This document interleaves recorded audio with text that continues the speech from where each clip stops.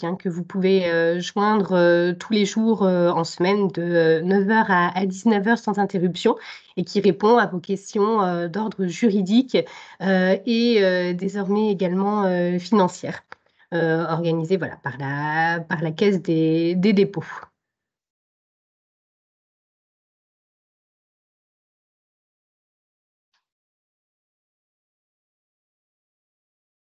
Alors, donc aujourd'hui, on est réunis pour parler d'un vaste sujet, hein, de la territorialisation de la planification écologique et proposer un bilan, alors un bilan qui ne se veut pas exhaustif, hein, un bilan sous l'angle du rapport d'information, hein, on va le voir, qui a été réalisé au Sénat. Donc un bilan des zones d'accélération des productions d'énergie renouvelable. Voilà.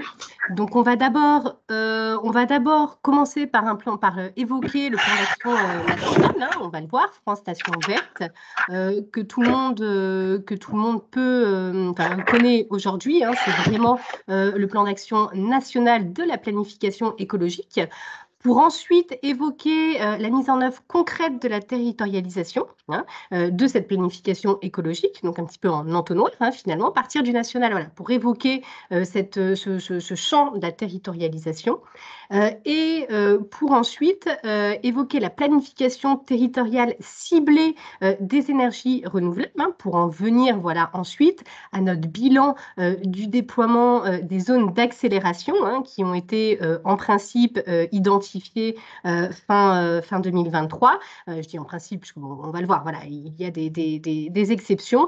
Et ensuite, on évoquera enfin les outils et accompagnements à disposition. Alors, sans être exhaustif, là encore, on évoquera le fonds vert, hein, au niveau voilà, national et l'accompagnement plus particulièrement de la Banque des territoires que présentera Marine en fin de support.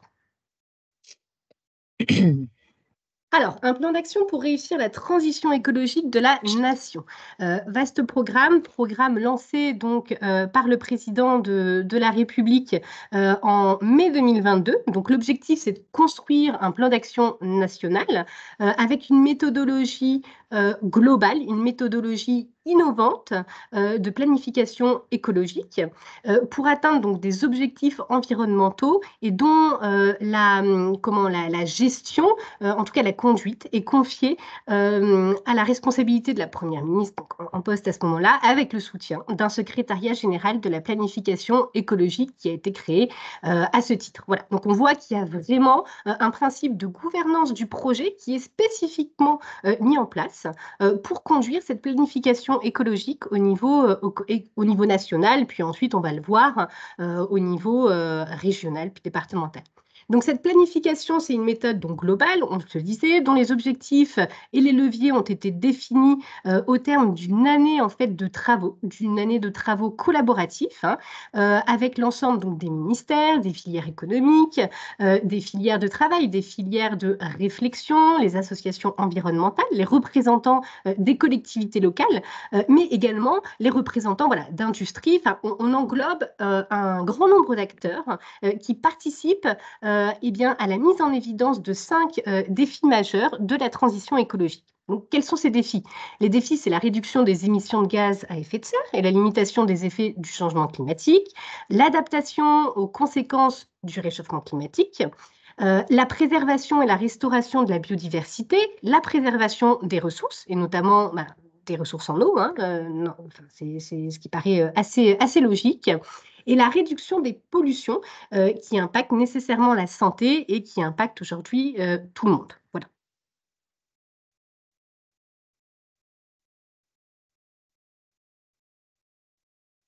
Alors, dans ce cadre-là, donc ça, c'est vraiment les défis majeurs qui ont été identifiés. Et dans ce cadre-là, en fait, une cinquantaine de leviers ont été identifiés qui s'accompagnent d'actions concrètes dans toutes les dimensions de la vie, et qui vont donc toucher tout le monde, sinon le plus grand nombre.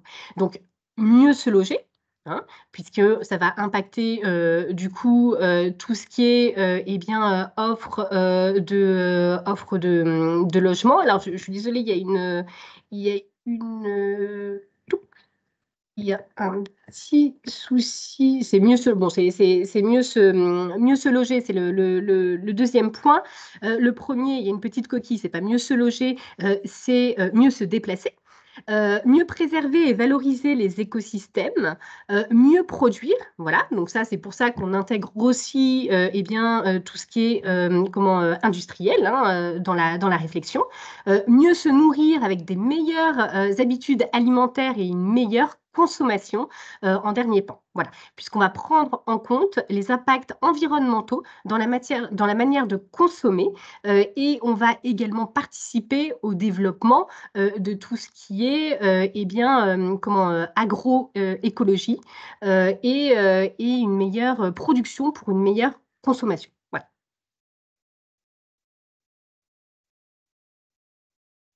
Alors, les étapes de la planification écologique sont organisées donc autour de trois axes, qui ont été mis en évidence de septembre 2022 au premier trimestre 2024. Ah, alors il y a quelqu'un qui a un souci de présentation, Marine. Y a-t-il un support visuel car la personne n'a rien d'affiché à l'écran? Alors, je repartage. Est-ce que c'est bon pour tout le monde? Alors moi, c'est bon. Madame Delousse, est-ce que c'est bon? Parfait, dans le chat, Bon, on nous confirme que c'est bon. c'est parfait. Allons-y. D'accord. Ah, c'est peut-être un souci. Il faudrait peut-être se déconnecter pour se reconnecter, Madame Delousse, parce que si tout le monde y a a priori accès. Bon, je Et continue. Merci, Marine. dans tous les cas, Marianne, on enverra le support à l'ensemble Le support, bien de nos sûr. Ouais. participants suite à cette webconférence. Donc, reprenons. Alors, donc du coup, oui, je disais trois axes hein, pour organiser la planification écologique, pour co-construire le plan, organiser son déploiement, son suivi, son approfondissement, mener une concertation avec les différents acteurs, encore une fois, donc on se le disait, collectivités territoriales, entreprises et filières, ménages, hein, puisque ça impacte tout le monde, on le disait également, et tous les différents services publics. Le troisième axe, c'est finalement celui des travaux législatifs hein, et réglementaires qui est mené en parallèle. Donc la loi climat et résilience, qu'on connaît aujourd'hui bien, hein, de 2021, du 22 août 2021. La loi relative à l'accélération de la production des énergies renouvelables du 10 mars 2023. La loi relative à l'accélération des procédures liées à la construction de nouvelles installations nucléaires de juin 2023. Donc, on voit que tout s'est enchaîné hein, assez rapidement finalement. La loi relative à l'industrie verte du 23 octobre 2023.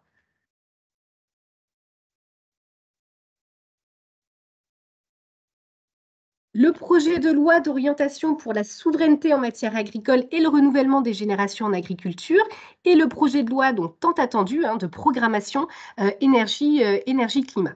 Aux côtés de ces dispositifs législatifs, on a des dispositifs donc financiers, notamment au terme des dispositions de la loi de finances hein, pour 2024, avec le budget vert en partie. L'élaboration de plans gouvernementaux, donc des plans gouvernementaux qui sont déployés dans divers champs, dans diverses actions du quotidien, donc les 53 mesures notamment du plan eau de 2023, le plan vélo et marche, le plan covoiturage du quotidien, et ce qui accompagne notamment toutes ces mesures hein, qui ont été mises en place, notamment dans la fonction publique territoriale, de tout ce qui est inhérent à la mobilité et aux facilités finalement de mobilité, de covoiturage et d'accès à des transports dits propres. Voilà. Et ensuite, une concertation et la consultation des différents acteurs sur les grandes orientations. Donc la programmation, donc là c'est vraiment le gros axe, hein, j'ai envie de dire, de cette planification, c'est la programmation pluriannuelle de l'énergie. Hein, qui est un document de programmation qui détermine les modalités d'action des pouvoirs publics pour la gestion de l'ensemble des formes d'énergie sur le territoire métropolitain. Voilà, donc qui intègre et qui est finalement aussi une traduction de la loi PPE que l'on attend. La stratégie nationale de la biodiversité, voilà, donc qui donne finalement 40 mesures autour de 4 axes pour atteindre les ambitions dans le cadre mondial de la biodiversité, hein, puisqu'on est toujours sur un cadre avant tout européen, mais mondial également. Et la stratégie nationale bas carbone, qui donne des orientations pour mettre en œuvre dans tous les secteurs d'activité la transition vers une économie bas carbone, circulaire et durable. Voilà, donc c'est vraiment une trajectoire qui se veut être à long terme, puisque jusqu'en 2050, mais avec finalement des échéances progressives, des étapes et qui sont à atteindre du coup à plus ou moins moyen terme. Voilà. Alors, la mise en œuvre concrète de la territorialisation, elle passe par quoi? Elle passe tout d'abord par une circulaire du 29 septembre 2023, dans laquelle Madame Elisabeth Borne est venue préciser, en s'adressant au préfet, les modalités de déploiement de la planification écologique dans chaque territoire. Donc, ce déploiement, finalement, il est coordonné, et c'est ce qu'on disait tout à l'heure, par le ministère de la Transition écologique et de la cohésion des territoires, mais ce déploiement, il compte sur les niveaux locaux. Les niveaux locaux, c'est quoi? C'est une déclinaison, en fait, qui va intervenir à 3 niveaux complémentaires, l'échelle régionale, l'échelle départementale et celle du bassin de vie, celle EPCI, enfin intercommunale, voire communale. Au niveau régional, on a un élément structurel du déploiement, celui qu'on connaît aujourd'hui, qui est la conférence régionale des parties, vulgairement la COP. Elle permet une concertation stratégique avec un travail collaboratif à l'échelle de la région, hein, un déploiement à l'échelle de la région pour parvenir à une déclinaison donc régionale, puis locale, et du coup à une planification donc partagée par l'ensemble des collectivités qui participent à cette conférence régionale des parties, donc à l'ensemble des collectivités finalement de la région. Au niveau départemental ensuite, donc on voit hein, qu'on descend petit à petit dans cette déclinaison. Les préfets ont à mobiliser, ils vont jouer un rôle, et on va le voir après avec le référent notamment préfectoral, hein, ils vont jouer un rôle pour mobiliser les partenaires et leurs moyens pour atteindre des objectifs adaptés au territoire. Voilà. Et ensuite, à l'échelle de chaque bassin de vie, ce sont les projets de territoire qui doivent être déclinés, portés par les élus, qui traduisent des nouvelles ambitions et des nouveaux enjeux. Hein. C'est la déclinaison vraiment des objectifs régionaux et la mise en œuvre finalement, hein, localement, de ces objectifs régionaux. Voilà. Donc on voit bien qu'on descend finalement de l'objectif national et des leviers qu'on va voir nationaux, identifiés au niveau national, pour ensuite parvenir à une application au sein de chaque bassin de vie. Donc, les acteurs et la gouvernance de la COP territoriale, donc même si vous les connaissez peut-être aujourd'hui, hein, puisque du coup elles ont été en principe identifiées et lancées dans les régions, elles associent des exécutifs du conseil régional, des conseils départementaux, des EPCI et autres groupements porteurs donc des contrats de réussite de la transition écologique, de relance et aujourd'hui de réussite de la transition écologique. Les représentants des associations départementales des maires, les parlementaires, les représentants des entreprises, du secteur industriel, du secteur agricole, des représentants de la société civile, qui incluent notamment les associations de défense de l'environnement et des associations de consommateurs. Le guide ministériel des COP donc est très complet, comporte un certain nombre de fiches et reprend, vous voyez schématiquement, hein, cette gouvernance voilà, des COP territoriales avec toute une partie qui concerne les contributeurs, donc qui ne sont pas cités dans les parties associées, mais qui contribuent effectivement aux travaux et qui peuvent être associés de toute façon localement. C'est-à-dire qu'on n'est pas sur, alors on est sur un principe de gouvernance qui a été clairement identifié par le ministère, mais ensuite, eh bien, la gouvernance peut être affinée, les contributions sont affinées au niveau de chaque région.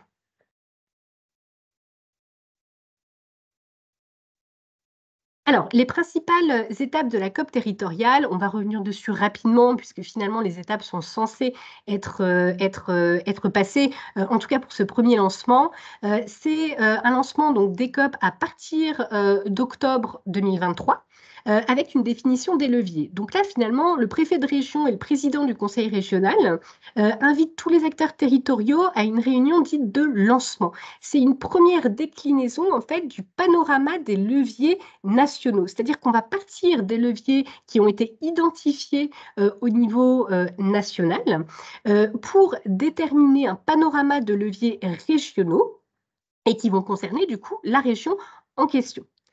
Les objectifs à décliner sont toujours la réduction des émissions de gaz à effet de serre de 2019 à 2030 et la préservation de la biodiversité. Voilà. Donc l'objectif, c'est d'avoir une méthode qui permet d'établir un référentiel commun, d'où la logique ascendante, c'est-à-dire qu'on parle d'un référentiel commun au niveau national qui est à décliner et à déterminer ensuite au niveau régional, de partager une liste des principaux leviers d'action concrets, de mesurer l'impact de ces leviers en tonnes de CO2 évitées, voilà, de définir finalement les objectifs ciblés et ce que ça va permettre d'atteindre au sein de la région pour aider ensuite à prioriser les actions et les objectifs. Et puis, rappeler d'une manière générale quels sont les leviers à atteindre à plus ou moins long terme. Et c'est vrai que le guide ministériel, il apporte des outils comme un panorama de leviers qui est proposé et qui permet, autour des grands axes qu'on a vus tout à l'heure du plan Nation Verte, qui permet d'identifier ensuite les leviers et les sous-leviers qui peuvent être déclinés au niveau du territoire. Alors, la deuxième étape, c'est mener à partir de ce panorama qui aurait été identifié et finalement des leviers qui auront été identifiés, de mener un travail collectif pour aboutir à un diagnostic partagé du territoire régional. Un diagnostic partagé, c'est quoi? D'ici fin décembre 2023, en principe, en tout cas, c'est d'établir un état des lieux, une cartographie de ce qui existe, c'est-à-dire un état des lieux et de ce qu'il existe dans les faits et de ce qui a déjà été contractualisé. Des actions qui ont déjà été réalisées et qui existent déjà, qui ont déjà été programmées au travers des plans et des contrats qui existent sur le territoire. Voilà, donc finalement, c'est une prise en compte de toutes les contractualisations, de faire un état des lieux pour pouvoir partir de l'existant et pouvoir, encore une fois, prioriser les actions et identifier finalement les objectifs auxquels parvenir au sein de la région. Vous voyez, voilà, diagnostic qui permet d'évaluer l'écart à combler, en fait, d'ici 2030 sur le territoire régional. Ensuite, on a, troisième étape, la tenue des débats donc, sur le choix des leviers à renforcer en fonction des caractéristiques du territoire. Donc là, finalement, on va identifier des groupes de travail, on va identifier des moyens d'action adaptés qui vont permettre, avec une évaluation des coûts associés, de mettre en évidence les actions concrètes à mener.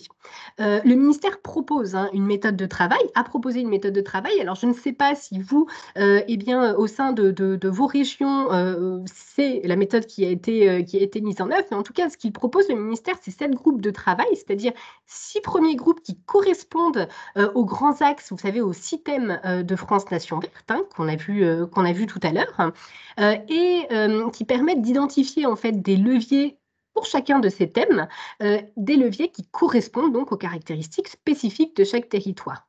Et finalement, un 7e groupe de travail qui est chargé de coordonner les groupes thématiques et qui est chargé d'équilibrer, puisque ce qu'on veut quand même, c'est un plan global qui permette de tout prendre en compte.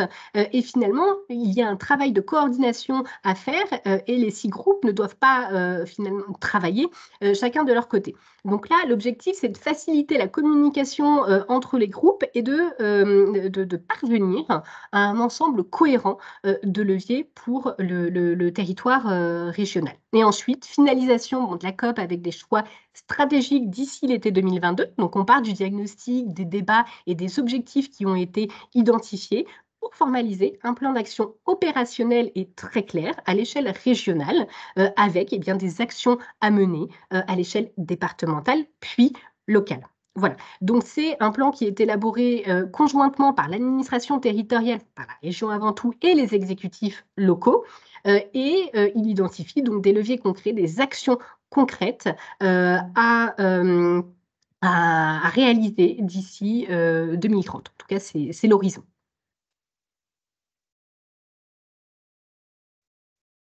Alors bon, là, je vous le remets, on peut rapidement passer sur cette slide. Je vous remets schématiquement les étapes de la COP telles qu'elles ont été formulées dans le guide, hein. C'est un schéma qui provient du guide ministériel. Je vous mets le lien sur la slide, hein. Je vous invite à vous y reporter.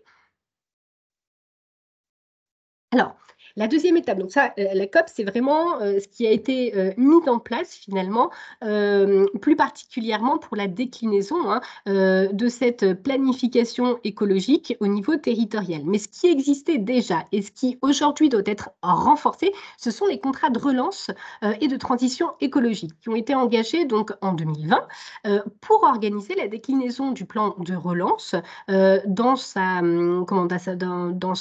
sous son angle écologie. Voilà. Et c'est un cadre déjà cohérent qui organise les projets de territoire portés par les élus et qui l'organise en principe au niveau départemental. Donc en fait, bon, voilà, je vous remets quelques chiffres, 847 contrats qui ont déjà été mis en œuvre, qui ont déjà été signés, donc sous l'angle d'une charte de contractualisation qui a été prévue, avec une certaine marge de manœuvre, hein, au sein des territoires, puisqu'à l'occasion d'une précédente web, on avait posé la question finalement. Bon, oui, ça associe notamment le département, hein, c'est voilà, l'angle de manœuvre, c'est ça, c'est à l'initiative finalement plutôt du département, mais les CRTE sont vraiment organisés au niveau départemental, c'est-à-dire qu'on n'a pas on a une fiche de route sur les objectifs à atteindre, sur ce sur quoi doit aboutir ces contrats, mais tant la gouvernance que l'organisation, que les contributions doivent vraiment être organisées localement, en fonction des spécificités du territoire et des objectifs à atteindre. Voilà. Donc, c'est une feuille de route, on se disait, des actions à mener à l'échelle intercommunale ou pluri-intercommunale. Donc, c'est pour ça que l'échelle départementale a tout son sens. C'est l'organisation de l'action publique à l'échelle du bassin de vie autour d'un partenariat donc renforcé entre l'État et les collectivités territoriales. Et c'est s'adapter aux priorités et aux enjeux des acteurs du territoire. Et pourquoi on en reparle là? Parce que finalement, ces contrats, donc ils ont été rebaptisés réussite et de transition écologique. C'est des contrats de réussite et de transition écologique au lieu de relance. Donc, on va se dire qu'on est peut-être parvenu voilà, à un degré d'exigence ou en tout cas d'aboutissement un petit peu plus important. On n'est plus dans la simple relance, on est dans la réussite de la transition écologique. Et ces contrats, ils doivent aujourd'hui intégrer et être modifiés pour intégrer les objectifs qui ont été déterminés par la COP. Donc, il y a véritablement une imbrication de ces contrats avec le plan d'action qui a été identifié dans le cadre de la COP. Alors, la planification territoriale des énergies renouvelables. Donc là, on se recentre un peu sur les énergies renouvelables et on va évoquer cette logique ascendante, c'est-à-dire vraiment eh bien, les objectifs qui ont été identifiés au niveau national, qui ont été identifiés de par la loi, hein, avant tout, et qui sont à décliner au niveau régional et avec une loi et des lois qui prévoient finalement tout un champ d'action pour les élus locaux. Donc, on parle de la Convention citoyenne pour le climat et son débouché, la fameuse loi climat et résilience, hein, qu'on connaît bien désormais, qui avait déjà prévu la création d'un comité régional de l'énergie, donc composé en partie d'élus locaux, donc ça vous concerne directement, qui a notamment pour mission donc, de favoriser la concertation au niveau local et d'être force de proposition et de levier sur les questions donc, relatives à l'énergie au sein de la région. La fixation, elle prévoit également, cette loi, la fixation d'objectifs régionaux de développement des énergies renouvelables, hein, qui sont à définir par décret, sur proposition des comités régionaux de l'énergie. Donc là, on voit qu'il y a un véritable rôle aussi des comités régionaux de l'énergie pour remonter les informations, hein, et être force de proposition pour déterminer des objectifs qui sont applicables et qui sont conciliables avec notre échelon régional. La définition d'une méthode et d'indicateurs communs qui permettent de suivre de façon partagée donc, entre nos collectivités territoriales et l'État le déploiement des objectifs régionaux de développement des énergies renouvelables. Donc là, c'est important parce qu'on voit toujours qu'on a vraiment une prise en compte et des priorités d'action et des enjeux et des possibilités territoriales, régionales, et que c'est tout le temps pris en compte pour organiser et mettre en œuvre le plan. C'est-à-dire que on ne décide pas au niveau national de leviers qui seront nécessairement imposés au niveau régional. Non, non, on part aussi de ce qu'il existe et de ce qu'il est possible de faire et des enjeux qui sont régionaux. L'engagement ensuite par les régions, des procédures donc de mise en compatibilité des stratégies avec les objectifs régionaux justement de déploiement des énergies renouvelables dans le délai de 6 mois à compter de la publication du décret fixant les objectifs. Voilà, donc ça c'est vraiment les grandes actions qui ont été mises en œuvre par la loi Climat et Résilience de 2021. Alors, ensuite, tout s'est un petit peu précisé en matière, en tout cas, d'énergie renouvelable, avec notre fameuse loi du 10 mars 2023 relative à l'accélération. Donc, son nom l'indique, on a accéléré finalement ce déploiement. Donc, loi relative à l'accélération de la production d'énergie renouvelable qui réaffirme là encore bien, le rôle de nos collectivités et des élus locaux pour l'aménagement du territoire en donnant justement des leviers d'action. Donc, la création, on l'a vu, d'un référent préfectoral à l'instruction des projets d'énergie renouvelable. Donc, on en parlait tout à l'heure, le rôle justement du préfet et dans le déploiement de la planification écologique joue un rôle majeur pour l'instruction également des projets d'énergie renouvelable. Et il y a un rôle très ciblé. C'est un référent qui coordonne l'instruction des projets de développement des énergies renouvelables et des projets au sens large nécessaires à la transition énergétique. Il est nommé au niveau départemental parmi les sous-préfets.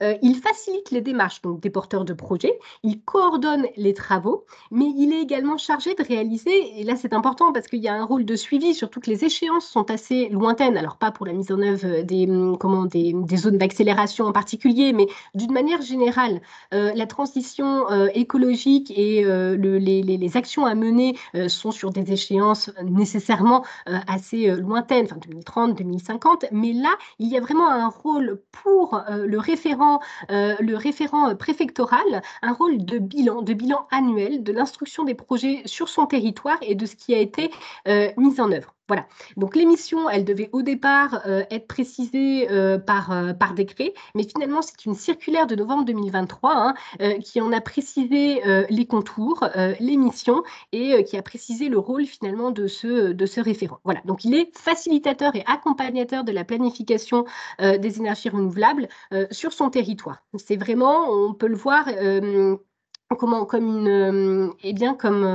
oui c'est ça, comme un accompagnateur et puis une personne qui est le point d'ancrage de tous les projets, le point d'ancrage de tout ce qui va être mené en termes de transition énergétique au niveau du territoire. Voilà. Alors, il a un rôle à jouer donc, dans la coordination de la planification territoriale. Donc, il a un rôle à jouer notamment avec les COP. Il est l'interlocuteur privilégié des collectivités lors de leur travail de planification ascendante du développement des énergies renouvelables terrestres. C'est-à-dire que lorsque les collectivités identifient les moyens d'action et travaillent sur la planification des énergies renouvelables pour répondre aux objectifs nationaux, il a un rôle à jouer. Il est l'interlocuteur privilégié. Voilà. Et il accompagne, donc on se disait, les projets et facilite leur instruction. Donc il est vraiment voilà, il a un rôle d'accompagnant auprès des porteurs de projets et un rôle auprès des instructeurs pour pouvoir finalement identifier les leviers et peut-être mieux comprendre certains projets. Il est vraiment le lien finalement entre les différents acteurs du déploiement des énergies renouvelables. Voilà.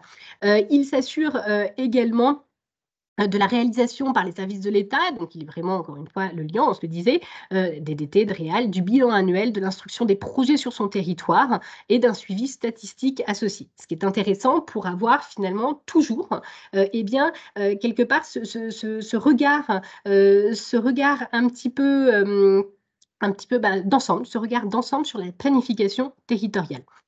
Donc, il est invité à bénéficier de formations sur les énergies renouvelables, parce qu'on va se dire, voilà, c'est quelque part un nouveau métier, enfin en tout cas de nouvelles missions. Donc, il suit des formations et il veille également à la bonne appropriation des outils et des méthodes par les collectivités. Finalement, il peut lui-même être coordonnateur ou impulser des formations ou ateliers sur son territoire pour permettre justement la bonne appropriation des outils, mais également des objectifs, des moyens de mise en œuvre et des leviers qui ont été identifiés sur les territoires.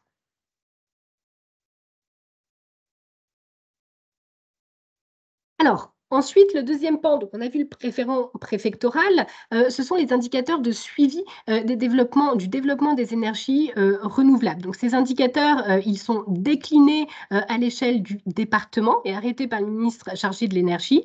Et ils incluent notamment le nombre de projets en cours d'instruction, le nombre d'autorisations refusées, les motifs de refus et les délais moyens d'instruction. Ce sont des indicateurs qui permettent d'évaluer la réponse aux objectifs nationaux de la politique énergétique et en particulier ceux fixés ou alors qui seront fixés par la programmation pluriannuelle de l'énergie. Ensuite, le troisième pan, le troisième moyen d'action qui a été introduit par notre loi d'accélération des énergies renouvelables, du déploiement des énergies renouvelables, c'est la réduction des délais d'examen au titre du Code de l'environnement, puisqu'on le sait, tant pour les projets situés en zone d'accélération que pour d'autres projets, mais là, du coup, on s'arrête sur ces projets-là, on a divers délais d'examen, divers délais d'instruction, finalement, hein, qui se superposent, et c'est quelquefois difficile pour les porteurs de projets de s'y retrouver et d'avoir une visibilité en termes de délai.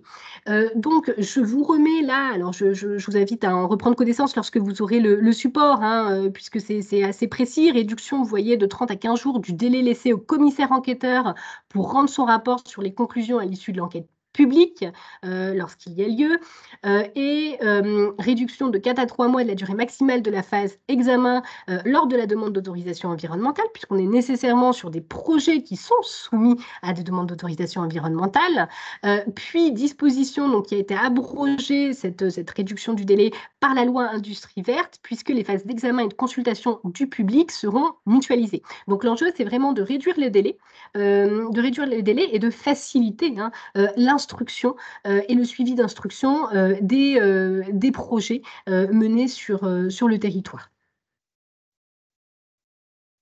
Ensuite, on en vient à le grand pan, hein, finalement, de notre loi d'accélération des énergies renouvelables, c'est-à-dire la création des zones d'accélération pour l'implantation d'installations terrestres de production d'énergie renouvelable, nos fameuses ZADR, qui sont créées donc,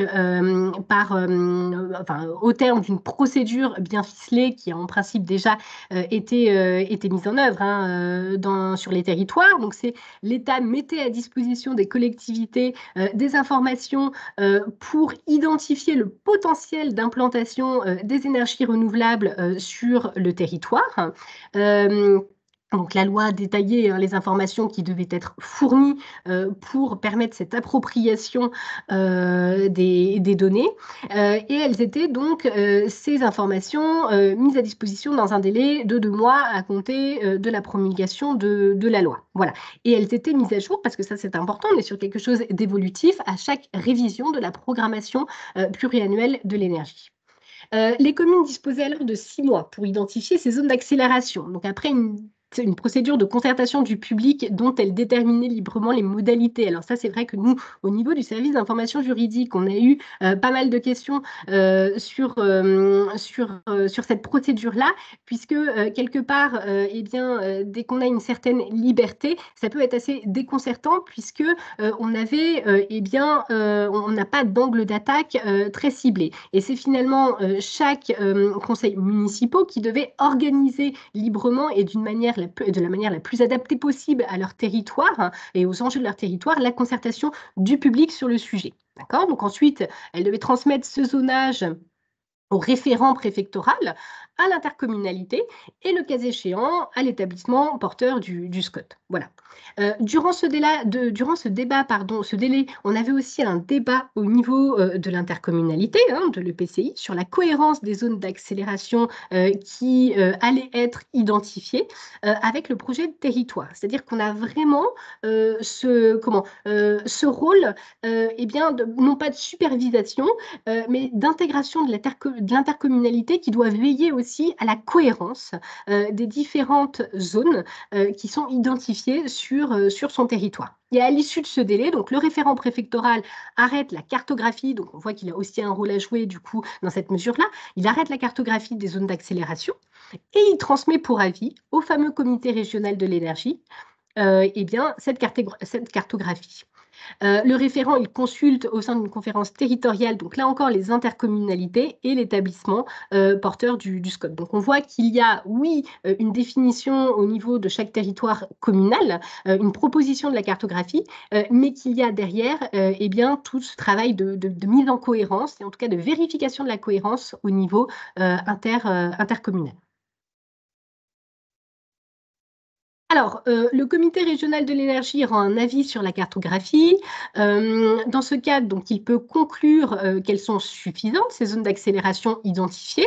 Donc, bon, vous êtes mieux placé que moi pour savoir si ça a été le cas sur votre territoire, si effectivement, ça a été jugé comme étant suffisant et que le travail mené a été suffisant, ou en tout cas a été jugé suffisant par le comité régional de l'énergie pour l'atteinte des objectifs régionaux, puisque c'est toujours l'objectif.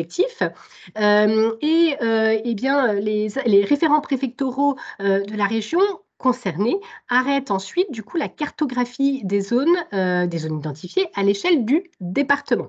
Voilà, après avoir recueilli l'avis conforme donc, des communes du département exprimées par délibération du conseil municipal, chacune donc concernant la zone d'accélération ou les zones d'accélération situées sur leur territoire.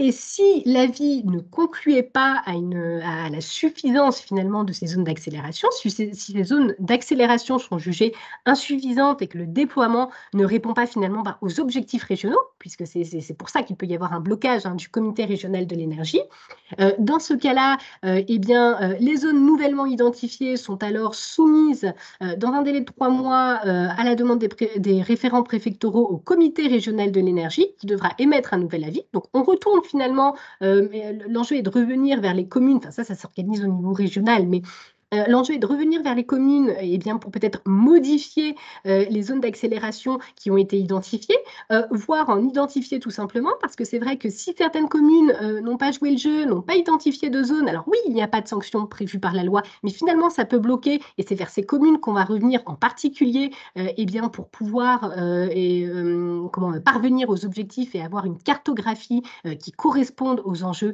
régionaux.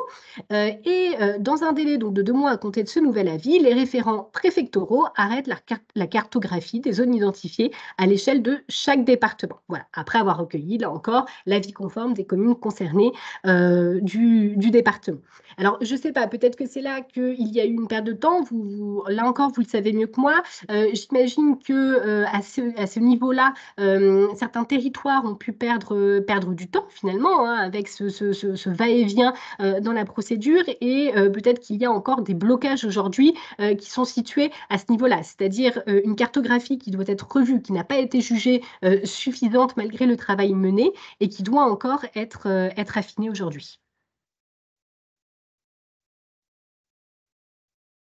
Alors, ces zones d'accélération, et là c'est important, elles peuvent être intégrées aux documents d'urbanisme selon la procédure de modification simplifiée.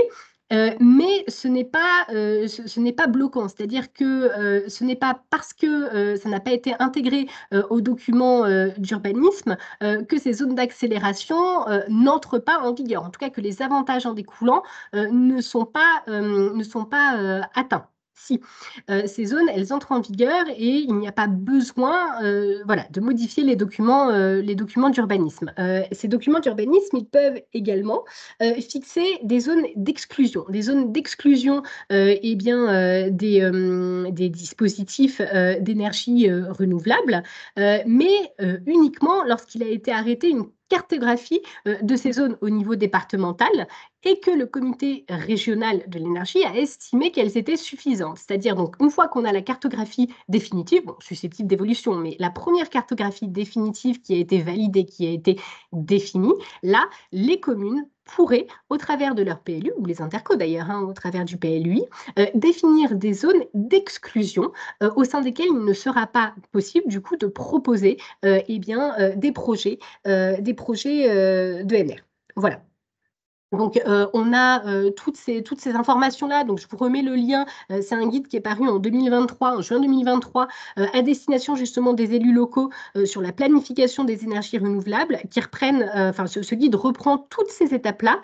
Et je vous invite à en prendre connaissance. Je vous remets le lien dans la slide. Voilà. Et des zones, donc ces zones d'exclusion, elles peuvent être définies dès lors qu'il y a en principe eh bien, des enjeux environnementaux, architecturaux ou la protection la protection du patrimoine naturel ou du patrimoine historique hein, qui s'avère être bloquant et non compatible finalement avec ces zones-là. J'insiste sur le fait que, alors bizarrement, je ne l'ai pas retrouvé, peut-être dans des documents de presse. Bon, après, j'ai peut-être raté des choses hein, précises sur des réactions d'élus locaux, mais moi, j'y vois quand même un moyen.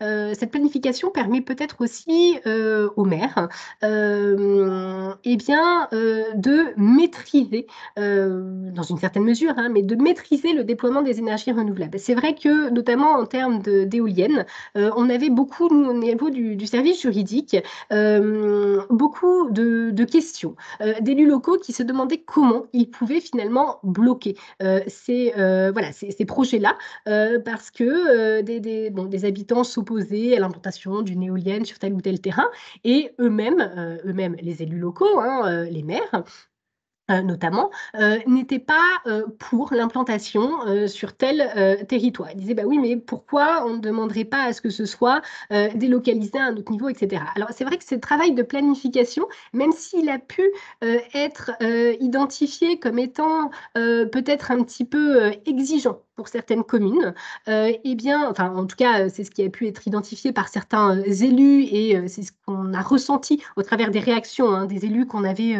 au téléphone dans le cadre de diverses questions.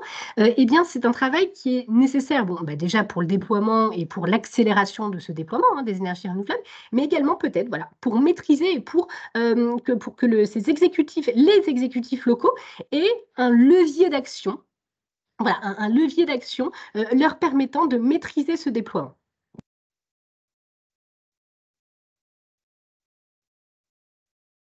Alors, ensuite, la création donc, obligatoire d'un comité de projet pour ces projets d'énergie renouvelable situés en dehors d'une zone d'accélération. Pourquoi?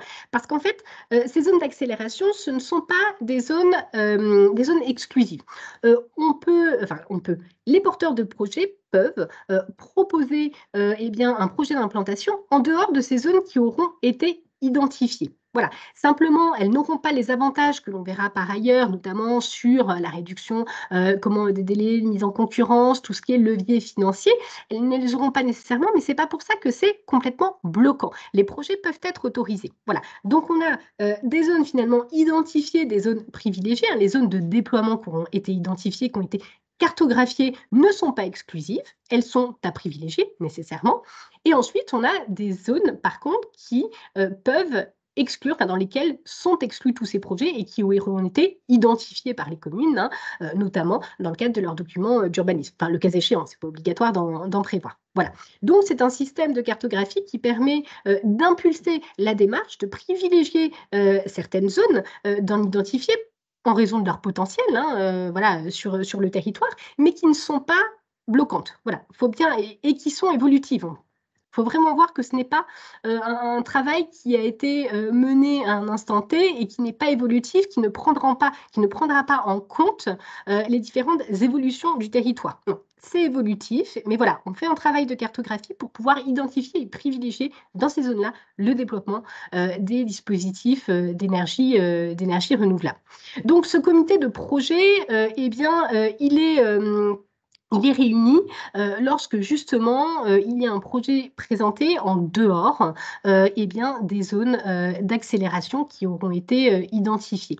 Il permet de garantir donc la bonne inclusion du projet, la bonne inclusion de la commune d'implantation et des communes limitrophes dans la conception du projet. Voilà, on intègre finalement tous les acteurs pour permettre une bonne prise en compte de tous les enjeux, même si au départ, ça n'a pas été identifié comme étant une zone d'accélération des énergies renouvelables. Voilà. Donc, c'est, comme le texte nous le précise, c'est à charge, enfin, ce comité de projet, il est à charge du porteur de projet, hein, et les différentes parties prenantes, par contre, doivent être représentées, c'est-à-dire les communes et les EPCI et les représentants des communes limitrophes. Parce que ça aussi, on a beaucoup de questions au niveau du service juridique, enfin, on en avait en tout cas, sur eh bien, les communes limitrophes et le va-et-vient qu'il peut y avoir entre deux maires des communes, entre deux maires de communes limitrophes, hein, sur les possibilités des projets et voilà, des exécutifs qui peuvent se renvoyer la balle sur, ben non, sur ton territoire et pas sur le mien. Voilà, des choses comme ça et donc ce comité de projet répond aussi à cet enjeu et à cette réalité de partage et de discussion et d'une mise en œuvre concertée finalement de ces dispositifs-là. Donc, le décret, je vous le mets du 22 décembre 2023, il faut aller en prendre connaissance, hein, qui fixe les conditions d'application et notamment la composition précise hein, du comité de projet. C'est les porteurs de projet, donc ça c'est important de le dire aussi, ils sont dans tous les cas incités hein, à se diriger vers les zones d'accélération, puisque ben, politiquement déjà, eh bien, ce sont des zones qui ont été identifiées, qui ont été mises en avant et qui témoignent donc là d'une adhésion locale du projet d'énergie renouvelable. Donc c'est ce que je disais tout à l'heure, ça fait un petit peu le pendant, c'est-à-dire que ce sont des zones qui ont été officiellement cartographiées, qui ont été identifiées comme ayant un potentiel particulier et comme étant à privilégier pour recevoir ces dispositifs-là. Donc c'est vrai que tant l'adhésion locale au travers de la concertation qui a eu lieu hein, avant d'arrêter cette cartographie, donc tant l'adhésion locale que la volonté politique derrière eh bien, de suivre sur ces projets-là sont remplis, voilà, sont en tout cas censés être remplis. Donc du coup, les blocages seront peut-être un petit peu moins nombreux. Et en plus, elles seront attractives économiquement puisque le gouvernement mettra en place donc, des avantages financiers pour les porteurs de projets qui s'implantent sur ces zones-là. Voilà, donc il y a vraiment un travail finalement qui est mené pour privilégier ces zones-là, même si, encore une fois, la réglementation n'a pas prévu que c'était bloquant, qu'elles étaient exclusives. Ensuite, la prise en compte des zones d'accélération sur les procédures de mise en concurrence. Donc là, c'est encore un levier facilitateur, un avantage qui est offert, hein, au-delà des avantages financiers. C'est une prise en compte de cette implantation lors des procédures de mise en concurrence. Voilà, permettant ainsi à ces installations de bénéficier d'un soutien public. Donc un soutien puisque les critères de sélection utilisés par l'autorité administrative, donc l'autorité qui lance hein, la consultation, pour sélectionner les bénéficiaires, eh bien, peuvent prévoir de prendre en compte l'implantation d'une zone d'accélération. Donc, c'est à prévoir dans le cahier des charges hein, de la consultation. Ils peuvent prévoir également donc, une contrepartie tarifaire, hein, une contrepartie financière qui est la modulation annuelle du tarif de rachat permettant de compenser les pertes productibles liées à des conditions d'implantation moins favorables que la moyenne dans la zone du projet.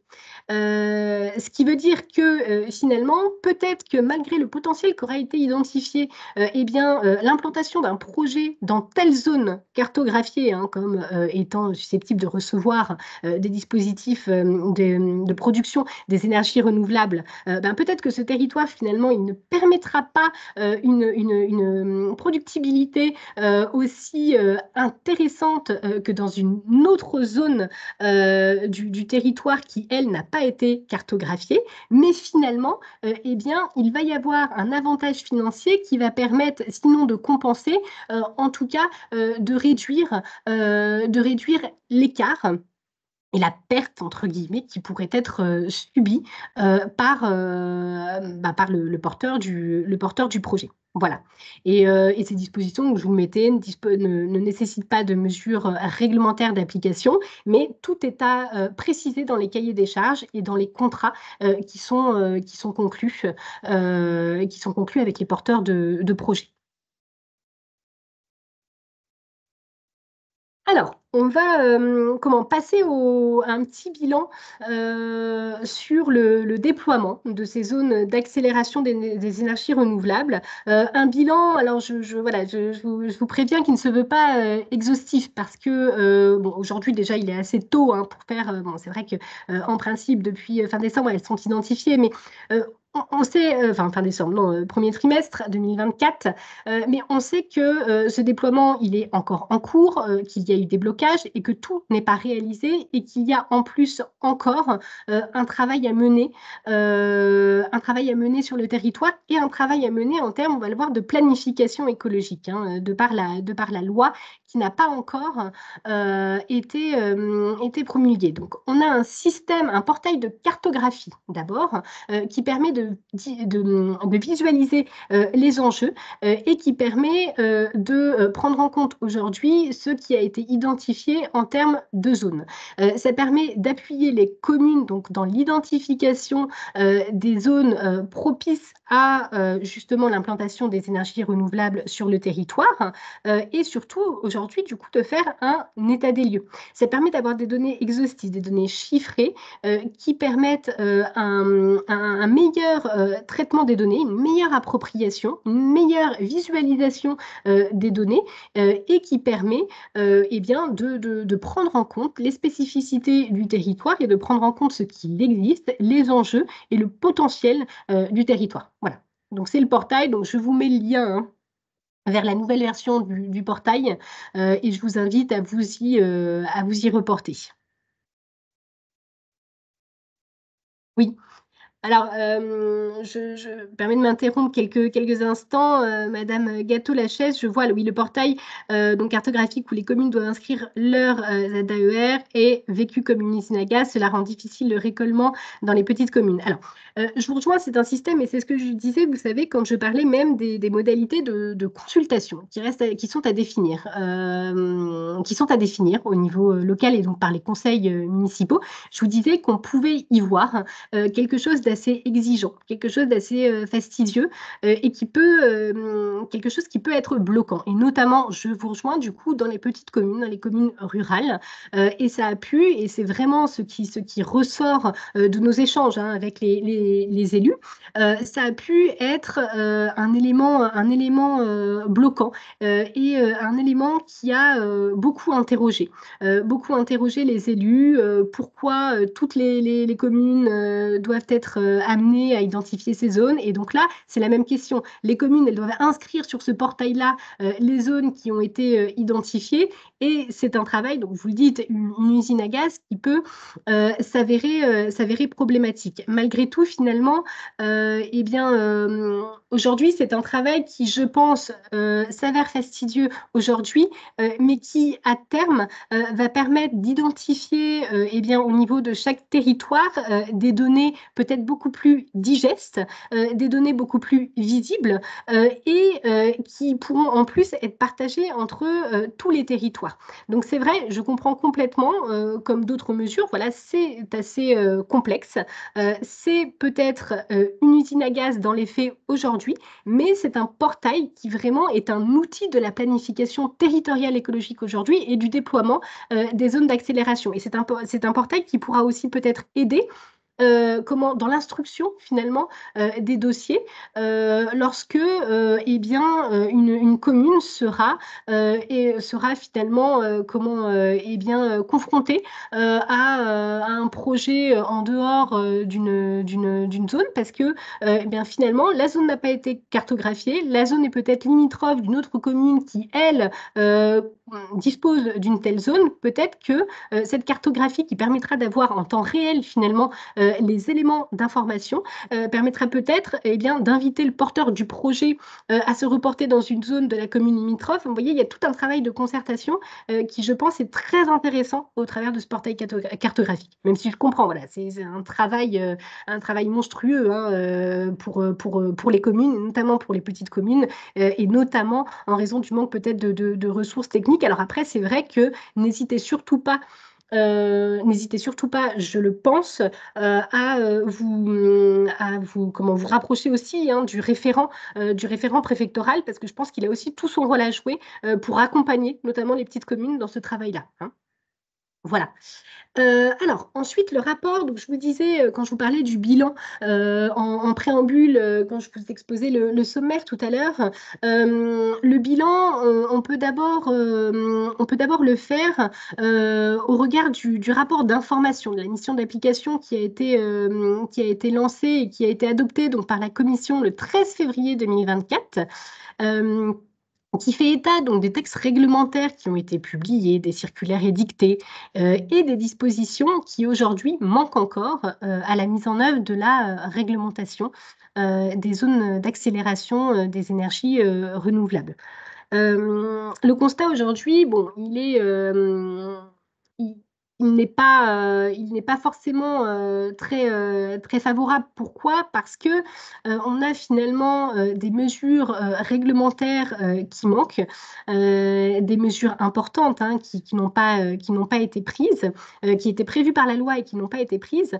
Mais surtout, et c'est là, et ça c'est un élément qui peut être vu comme bloquant et c'est normal puisque c'est un manque de visibilité, c'est l'absence aujourd'hui de la loi de programmation pluriannuelle de l'énergie, d'accord? Et qui du coup complique le travail à mener et qui quelque part donne peut-être aujourd'hui donne peut-être l'impression de travailler non pas dans le vent, mais de travailler pour quelque part possiblement revenir en arrière derrière. Pourquoi? Parce que cette loi, lorsqu'il sera promulgué, pourra peut-être prévoir des objectifs qui impacteront les zones définies, qui impacteront la cartographie et qui impliqueront en fait hein, des modifications à l'échelle locale. Donc l'État, on le disait, a mis à disposition quand même des élus locaux des informations donc, sous la forme du portail cartographique qui permettent l'état des lieux, qui permettent d'intégrer hein, les zones qui ont été identifiées. Mais, donc je vous le mets, Monsieur Alfandari, donc rapporteur, hein, l'un des rapporteurs de la mission, précise que le travail des élus reste laborieux aujourd'hui, qu'on a un manque de coordination entre les différents échelons et que certains élus ne se sentent pas suffisamment accompagnés dans les démarches à effectuer. À l'inverse, ils peuvent avoir l'impression que les décisions sont déjà prises, ce qui peut sembler dommage. Pourquoi? Parce que, comme je le disais tout à l'heure, c'est quand même une logique ascendante et c'est à l'échelon régional de définir les leviers d'action pour répondre aux objectifs nationaux. Mais les leviers d'action, ils ne sont pas que identifiés nationalement. Voilà. Les zones d'accélération doivent ensuite être validées par les comités régionaux donc de l'énergie, on le disait tout à l'heure, sur la base des objectifs régionaux du déploiement des énergies renouvelables et qui eux-mêmes donc découlent de cette fameuse loi. Voilà. Donc du coup, on est quand même encore dans l'attente de données qui permettra d'avoir à plus ou moins long terme une cartographie arrêtée et une visibilité certaine, en tout cas, du déploiement et des possibilités de déploiement des énergies renouvelables. Alors, a-t-on une date prévisionnelle pour porter à la connaissance les objectifs de la future PPE? Donc non, non, et j'ai encore vérifié hier. C'est vrai que la doctrine et les différents articles évoquent ben, voilà, ce manquement, ou en tout cas cette incertitude, sans avoir de véritable visibilité hein, sur ces objectifs. Voilà, faut se tenir informé. Peut-être que au niveau de vos référents préfectoraux, il peut y avoir d'autres informations. Vous voyez, sur un déploiement des objectifs, il peut y avoir, puisque l'État a pu hein, donner des informations, et je vous invite voilà, à vous rapprocher d'eux, parce qu'il peut y avoir des informations un petit peu plus concrètes, en tout cas en termes de calendrier. Hein. Voilà. Alors, nous avons défini des zones, mais c'est impossible de les transcrire sur le site. J'abandonne et j'envoie la délib au référent départemental. Alors, je ne vais pas vous dire que vous avez raison, Monsieur Chevet, mais je pense qu'effectivement, c'est la démarche. C'est la démarche, c'est-à-dire que le référent préfectoral, il a vraiment vocation, on le disait tout à l'heure, hein, à être le lien entre les services de l'État et les collectivités. Et sur ces projets, et notamment sur la cartographie. Donc, je pense que c'est une bonne démarche que de se rapprocher du référent préfectoral, effectivement, en cas de blocage.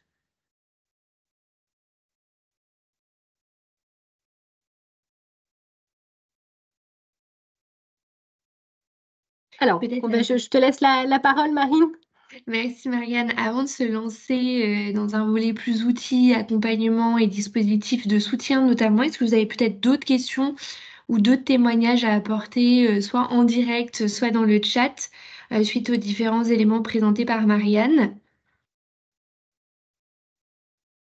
En tout cas, si ce n'est pas le cas, n'hésitez pas à continuer dans le chat. On vous fera voilà, des réponses dans la mesure du possible en fonction de vos différentes questions. Dans cette partie outils accompagnement, l'objectif, c'est voilà, d'essayer de reprendre un petit peu de hauteur, de recul par rapport à la densité des sujets qu'on a pu évoquer, notamment en termes de territorialisation de la planification écologique, et de voir quels ont été, quels sont les dispositifs concrets avec des subventions d'investissement notamment à la clé pour vous aider à financer, à faire activer, à voir le jour vos différents projets en termes d'ENR, mais pas uniquement. Là, on va adopter un panorama plus global sur tout ce qui est planification écologique pour vous donner quelques leviers, quelques outils. Encore une fois, ce n'est pas exhaustif. On est en attente d'éléments de réglementation comme le présentait Marianne. Donc, tout est en capacité d'évoluer aussi. Peut-être pour commencer, le principal dispositif en matière de planification écologique et d'appui aux différents projets, c'est le Fonds vert qui a été créé donc depuis 2023 dans l'objectif d'accélérer cette transition et surtout de permettre la concrétisation des projets. C'est des projets portés par vous, collectivités territoriales, et vos différents partenaires aux autres échelons, notamment intercommunaux et départementaux. Et on a un fonds vert donc, qui a été pérennisé en 2024 et dont le montant de 2 milliards d'euros a été validé et notamment pérennisé, confirmé par la circulaire du 4 avril dernier suite à différents voilà, éléments et enjeux autour des gels, des rabots, des différentes coupes budgétaires dont vous avez pu entendre et avoir les échos très concrets. Donc rassurez-vous, le fonds vert est maintenu à hauteur de 2 milliards, donc le même montant qui a été mobilisé en 2023 et qui permet notamment voilà, de répondre à un grand nombre de besoins autour de 3 axes. Vos projets autour de tout ce qui est performance environnementale, d'adaptation au changement climatique ou encore d'amélioration du cadre de vie. Ils sont déclinés en différentes mesures.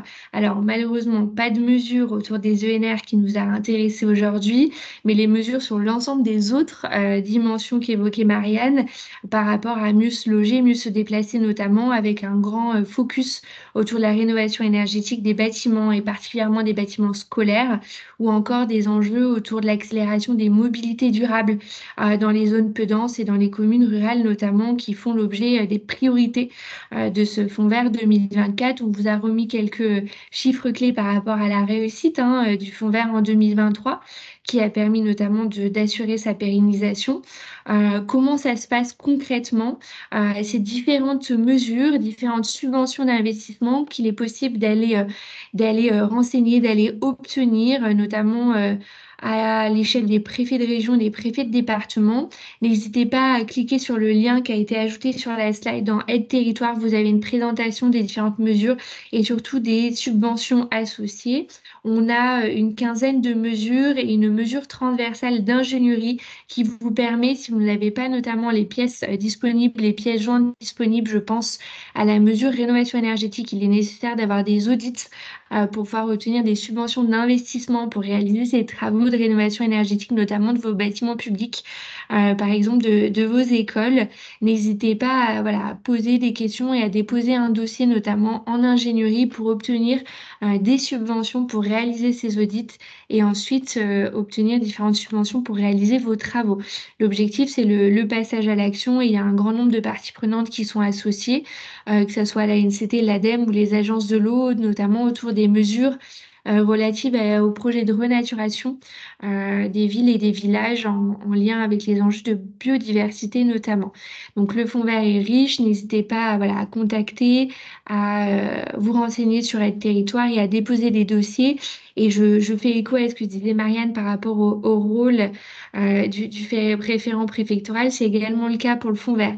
Il y a également un relais, un soutien, notamment à l'échelle des sous-préfectures départementales, pour vous aider notamment dans le dépôt des dossiers, dans la constitution des dossiers, pour essayer de pallier autant que possible voilà, aux besoins et aux moyens humains que ça peut représenter d'obtenir le fonds vert et de déposer les dossiers. Donc n'hésitez pas à vous renseigner à vos différentes échelles locales pour pouvoir bénéficier de ces fonds et accélérer vos différents projets. Cette fois-ci, on prend encore un peu de recul, pardon, peut-être pour vous faire un focus sur notre action, sur le groupe Caisse des dépôts et plus particulièrement la Banque des territoires. Quels sont les outils, les dispositifs, les moyens de vous accompagner? Je vais être assez brève, assez rapide, ne pas hésiter à nous poser des questions directement ou à aller contacter vos référents en direction régionale. Je vous ai mis le lien dans la prochaine slide en fonction de vos territoires pour avoir des réponses personnalisées. On parlait de planification écologique, on parlait de transformation écologique.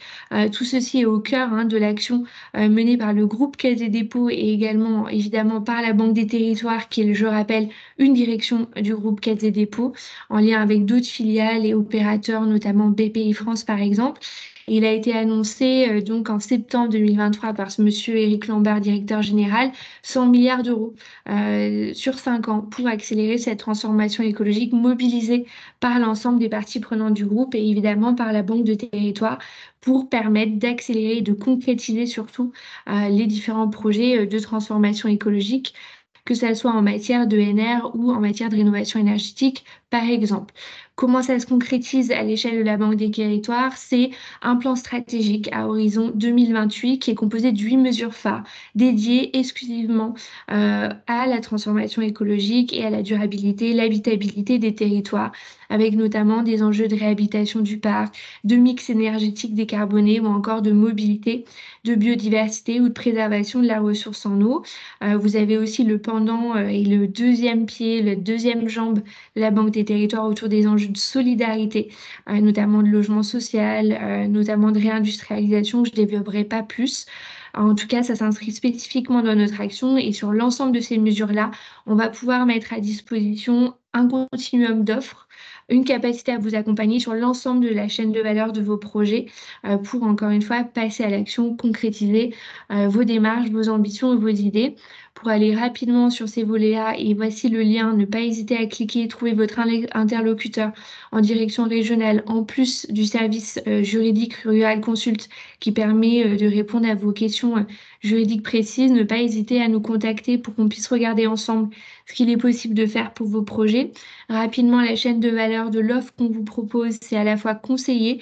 Donc, comment est-ce qu'on se pose les bonnes questions? Comment est-ce qu'on passe de l'idée au projet? Comment est-ce qu'on réfléchit notamment au montage économique et montage juridique sur vos projets? Je pense notamment aux différentes SEMS ENR que vous pouvez être en capacité de monter, notamment avec les départements suite aux éléments qu'on a pu présenter dans cette webconférence. Ne pas hésiter à nous contacter. On peut vous appuyer sur ces volets juridiques et économiques pour permettre de garantir, de pérenniser votre idée et de passer en mode projet à la concrétisation de vos projets. Ensuite, quand on a ces projets, quel financement? Comment est-ce qu'on peut les financer ensemble? notamment à travers d'une offre de prêt, avec un prêt transformation écologique qui permet, avec une indexation sur le taux du livret A, d'accompagner et de financer vos projets sur l'ensemble des dimensions de la transformation écologique, mais également différents types d'investissements, que ce soit en fonds propres ou en quasi-fonds propres, comme j'expliquais notamment dans le cadre de création de CMENR, par exemple. Ensuite, on a tout un volet autour de opérer les projets notamment au travers des différentes filiales et des opérateurs du groupe, que ce soit Transdev ou différents opérateurs de logement social, je pense à CDC Habitat par exemple. Et la dernière brique de l'offre auquel on ne pense pas forcément souvent et qui peut être intéressante aussi pour nos projets de NR, comme on évoquait, c'est autour de la sécurisation et de la consignation pour les projets, enfin, afin de sécuriser ces fonds-là. Ça peut être intéressant. Encore une fois, ne pas hésiter, voilà, à contacter votre interlocuteur. On va pouvoir vous répondre plus précisément sur votre projet. Par rapport au contenu qu'on a évoqué aujourd'hui au sujet de nos projets ENR, je vous ai donné deux exemples avec deux mobilisations de notre offre et de la chaîne de valeur des projets qu'on peut vous proposer. Une première réalisation donc en Bretagne de consignation où la consignation de 250 000 euros a été réalisée pour permettre ensuite la sécurisation et la garantie, la construction d'une centrale solaire du coup à Plaine Haute en Bretagne. Et également une deuxième réalisation du coup cette fois-ci d'éoliennes maritime d'éoliennes flottantes au large de Leucate. Ça a été une réalisation en lien avec un prêt pour permettre le projet et du coup la production en fait d'une consommation électrique relative à 50 000 habitants par an. Donc encore une fois, une grande variété de projets, de capacités d'accompagnement, que ce soit en amont sur les volets juridiques, montage économique ou à l'aval autour du financement et de la concrétisation de ces projets-là. Ne pas hésiter à nous contacter également. Et pour terminer, peut-être la parole à Marianne sur le service juridique. Oui, alors voilà, donc comme je me présentais au début de cette présentation, je suis juriste associée donc, auprès du service donc, Rural Consult. Rural Consult, c'est un service donc, d'information juridique et financière à destination des collectivités et des intercommunalités. Qui vous permet de nous poser des questions en direct, donc de 9h à 19h du lundi au vendredi. Voilà. Donc aujourd'hui, le service a été déployé autrement. Il est donc accessible à toutes les communes de moins de 5 000 habitants et aux intercommunalités de moins de 50 000 habitants. Il offre également la possibilité voilà, d'avoir certaines réponses écrites lorsque vous le souhaitez. Voilà. Alors n'hésitez Parfait. pas d'ailleurs si vous avez des questions, même par rapport au webinaire d'aujourd'hui. N'hésitez surtout pas à nous contacter, puisque que ce soit moi ou ou un autre expert, on pourra échanger avec vous plus particulièrement concernant votre question spécifique qui concernera votre territoire. Donc n'hésitez surtout pas à nous contacter. En tout cas, merci à tous et à tous. Merci Marianne. On vous mettra à disposition, comme évoqué dans le chat, à la fois le support et le replay de la visioconférence avec le son pour les certains et certaines d'entre vous qui n'ont pas eu le luxe d'entendre nos voix avec Marianne aujourd'hui. En tout cas, merci à tous et on vous souhaite une très bonne journée et à bientôt. Bonne journée, merci beaucoup.